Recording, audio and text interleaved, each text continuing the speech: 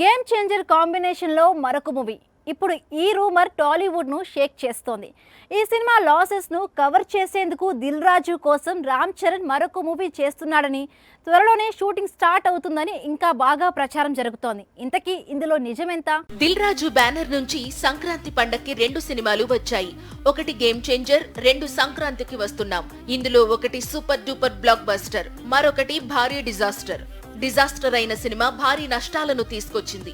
ఈ నష్టాలను కవర్ చేసేందుకు స్వయంగా హీరో నిర్మాత దిల్ రాజు కోసం మరో మూవీ చేసి పెడతాడు, రెమ్యునరేషన్ లో డిస్కౌంట్ ఇస్తాడని టాలీవుడ్ లో కొద్ది రోజులుగా బాగా ప్రచారం సాగుతోంది. అయితే ఈ వార్తల్లో ఎలాంటి నిజం లేదట.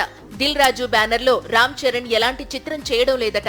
ఇది కేవలం రూమర్ మాత్రమే అని, ప్రస్తుతం రామ్ చరణ్ చేతిలో ఉన్న 2 చిత్రాలను పూర్తి చేసే పనిలో మాత్రమే ఉన్నారని మెగా కాంపౌండ్ క్లారిటీ ఇచ్చింది.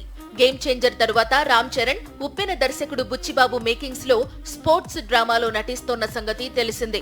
సాధ్యమైనంత త్వరగా షూటింగ్ ను పూర్తి చేసి ఈ ఏడాదే ఈ సినిమాను విడుదల చేయాలనుకుంటున్నారు దర్శక నిర్మాతలు.